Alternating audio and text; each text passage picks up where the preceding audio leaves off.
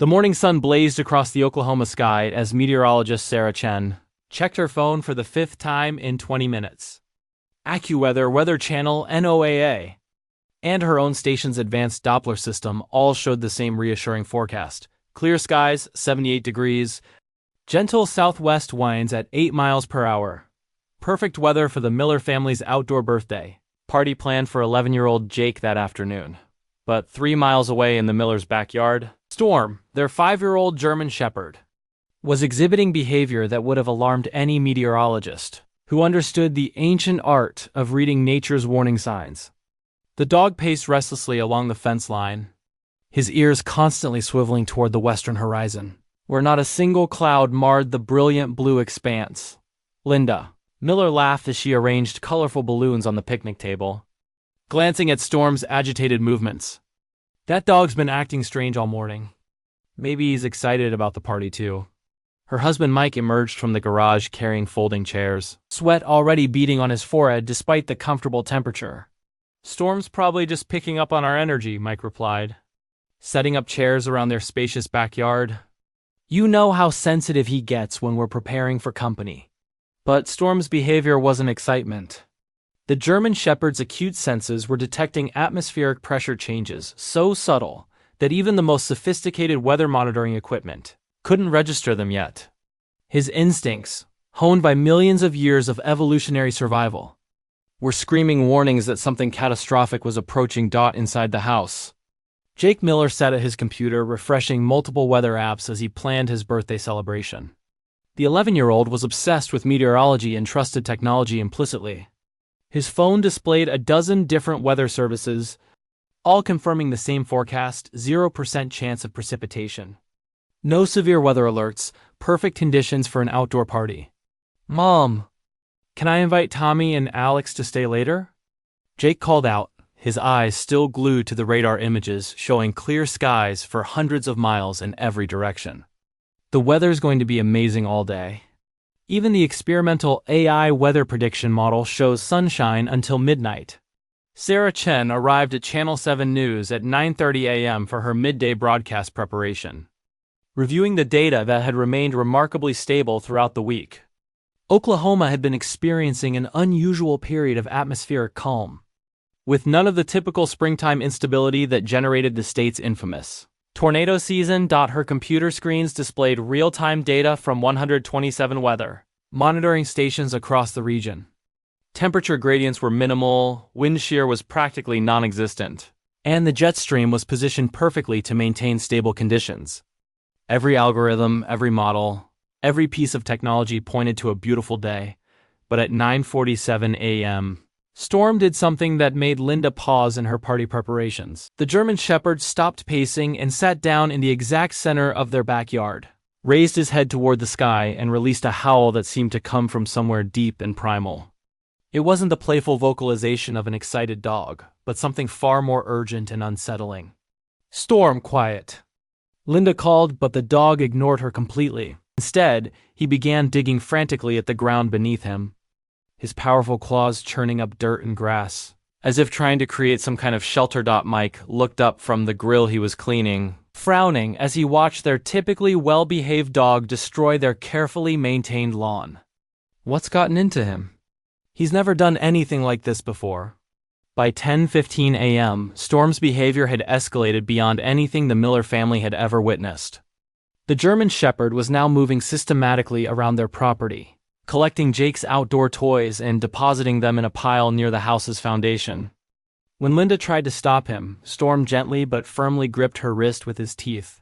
Not hard enough to hurt, but with enough pressure to communicate unmistakable urgency. Jake, who had been monitoring weather conditions obsessively all morning, finally looked away from his screens long enough to notice Storm's strange behavior. Why is he acting like that? All the apps show perfect weather. Even the National Weather Service's experimental tornado detection AI system shows 0 threat level.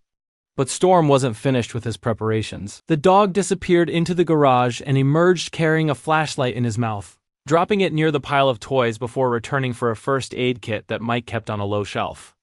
The message was becoming clearer. Storm was preparing for an emergency.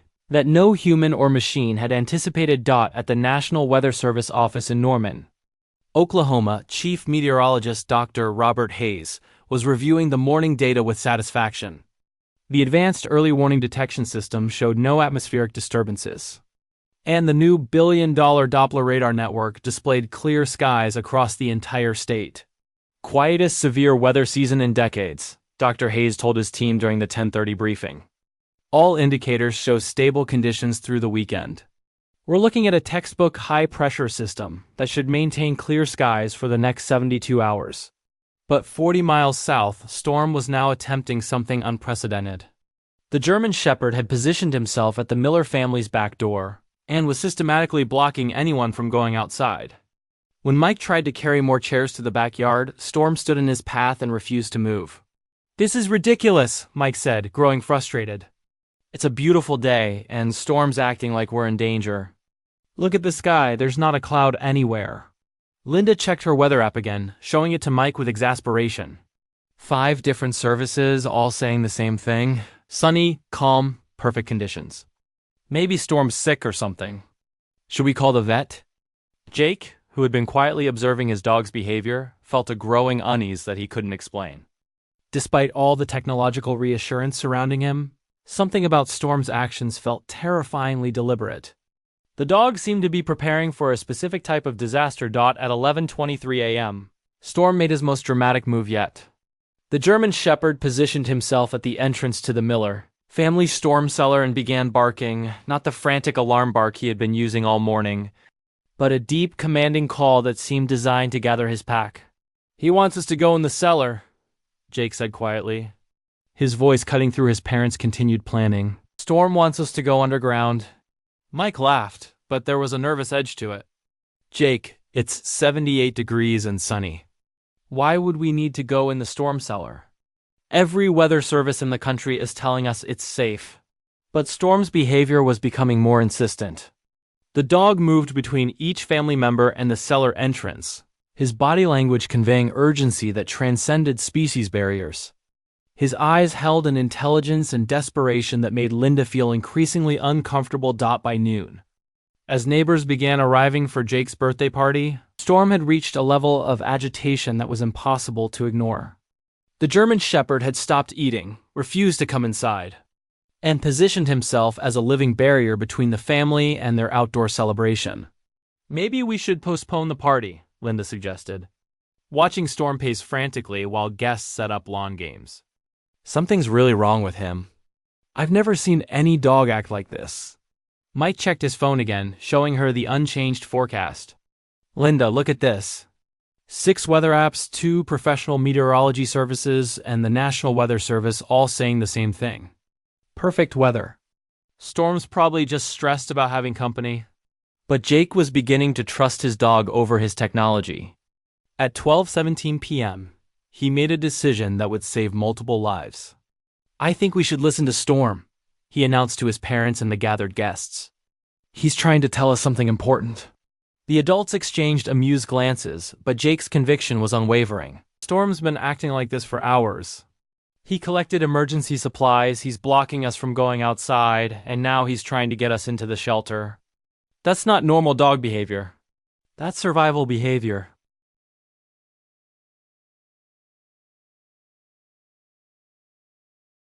At exactly 12:34 p.m., Sarah Chun was preparing for her noon broadcast when an unusual reading appeared on her secondary monitoring system.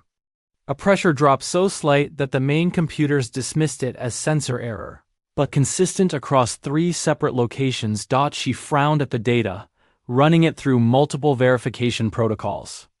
The readings were within normal parameters, well below any threshold that would trigger alerts. But something nagged at her meteorologist instincts, a pattern that seemed familiar yet impossible given the current conditions. Meanwhile, Storm had escalated to physical intervention. When a neighbor's child ran toward the playground equipment in the Miller's backyard, Storm gently but firmly herded him back toward the adults, using his body as a barrier to keep everyone close to the house.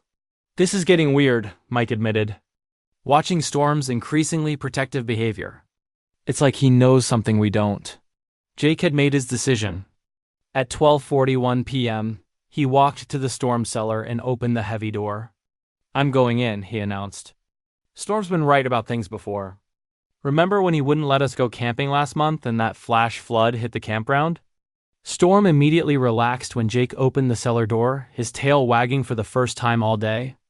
The message was clear. This was what he had been trying to accomplish all morning. Linda looked at her son standing by the underground shelter, then at Storm's expectant face, then at her husband. "Mike, what if Jake's right?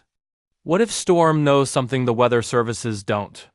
At the National Weather Service office, Dr. Hayes was beginning to notice anomalies that didn't fit the established patterns. Minor temperature variations, subtle pressure readings, atmospheric conditions that individually meant nothing but collectively suggested something his experience couldn't quite identify.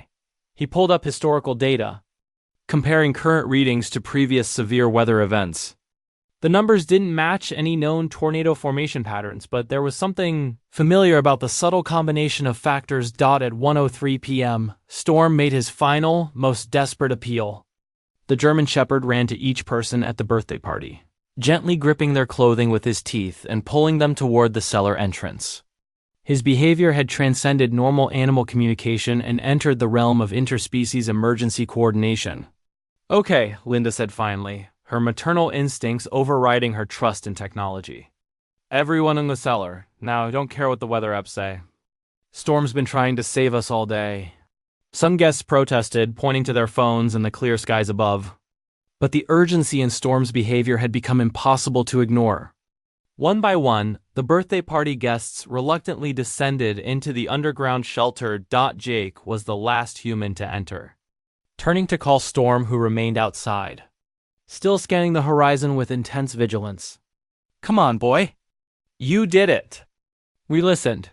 Storm barked once more toward the western sky, then bounded down into the cellar just as Jake sealed the heavy door above them. At 1:17 p.m., Sarah Chen noticed something that made her blood freeze. The atmospheric pressure had dropped to 0.3 millibars in 6 minutes, a rate of change that violated every prediction model. She immediately called the National Weather Service emergency line. "Dr. Hayes, we're seeing impossible pressure readings. The atmosphere is destabilizing faster than any model predicted.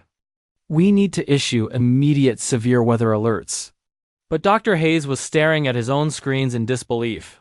In the span of 7 minutes, atmospheric conditions had shifted from perfect stability to extreme instability. Wind shear was developing at unprecedented rates, and temperature gradients were forming faster than his computers could process. "This isn't possible," he muttered, watching as every prediction model collapsed simultaneously. "The atmosphere can't change this quickly." Underground in the miller's cellar, Storm positioned himself between the family and the entrance, his body tense but calmer now that his pack was safe.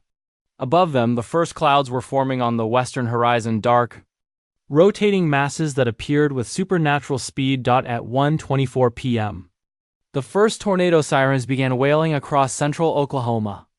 But it was already too late for anyone caught outside.